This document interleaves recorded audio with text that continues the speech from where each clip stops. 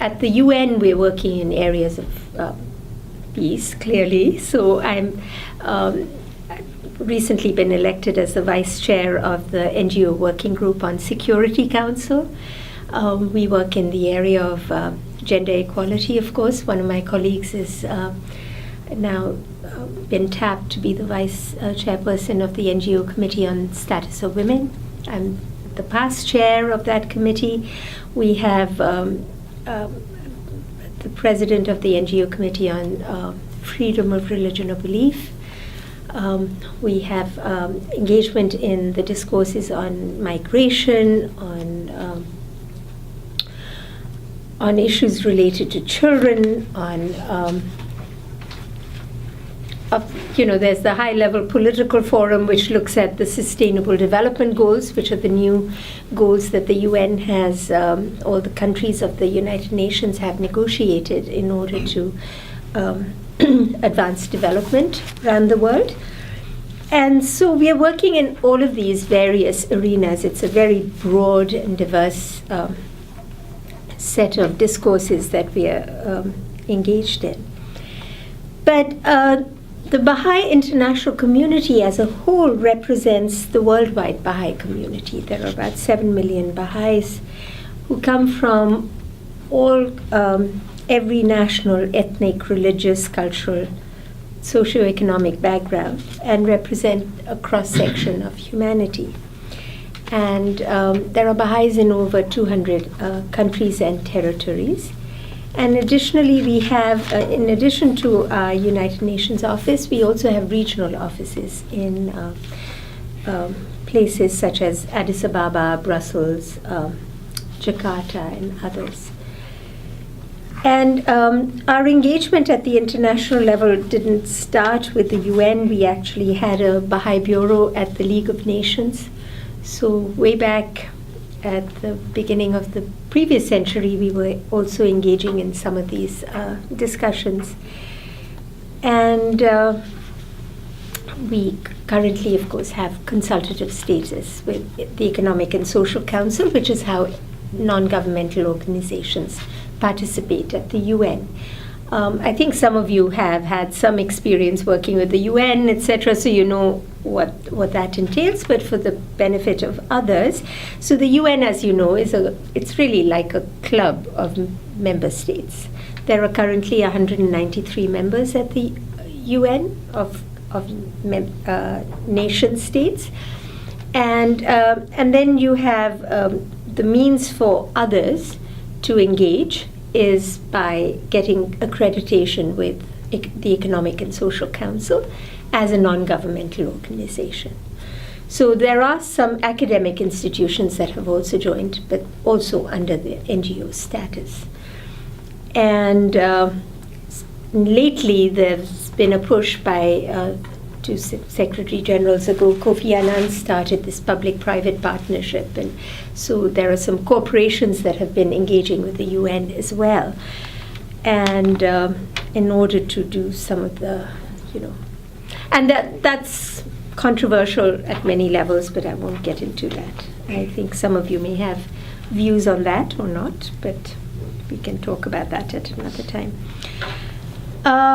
We collaborate with many of the specialized agencies of the UN. We also have an office in Geneva where we work very actively at the Human Rights Council. And in previous talks, I think some of you were there the last time we discussed some of the human rights issues and the challenges that Baha'is face in some parts of the world, particularly in Iran. And so our office in Geneva spends a lot of its time working on issues of protection of Baha'is that are being persecuted at the Human Rights Council. But we also engage in the human rights discourse more broadly and work on issues of minority rights. And so again, if we are talking about social inequalities, we are engaged pretty much on all of those fronts. And then Baha'is at the local and national levels are also engaged in these conversations with their counterparts in society. So nothing we do is just within the community. Everything we do is shoulder to shoulder with others, because we believe that one of the purposes of mankind is to further civilization and global civilization, and to be living in this ever-advancing civilization. And in order to do that, we have to be engaging in these conversations to advance our thinking and to develop not only materially but also intellectually and spiritually. In the Baha'i revelation, the nobility inherent in every human being is unequivocally asserted. So every single individual has the capacity to work for his or her own development. And there's no sense of, one person being too poor to contribute towards the well-being of mankind. It's just about building capacity. So a lot of what we do and a lot of what we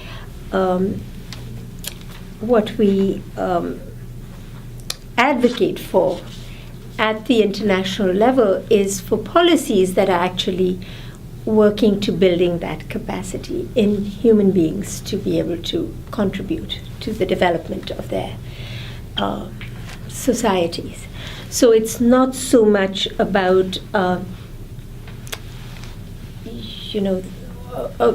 group of people doing for the other, which is always a good thing, and we should, and we do have, those with more should always be taking care of those that don't have as much. But I think in addition to that, what the work that we are doing is empowering others, and to really have increasingly larger segments of humanity to work effectively for this spiritual and material betterment of all. So we contribute, as I mentioned, to the policy discourses at the international level. We collaborate with individuals, groups, and organizations in a variety of social spaces where thought, public opinion, and policy are taking form and evolve. And again, our aim is to contribute to the collective shaping of attitudes that are going to help to advance this global prosperity as we see it.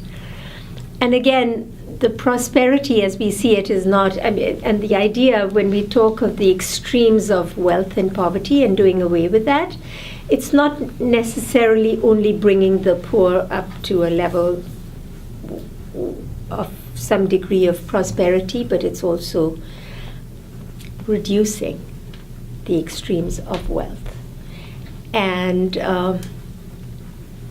to a level. And now, again, we are not socialists, not communists, and so that's not our thinking at all. We think wealth is a good thing, and the generation of wealth is a good thing. But everybody should be aspiring towards that, and we shouldn't have all the wealth in the hands of 8 people, the majority of the wealth of the world in the hands of a handful of people. So extreme wealth is pretty much as harmful as extreme poverty.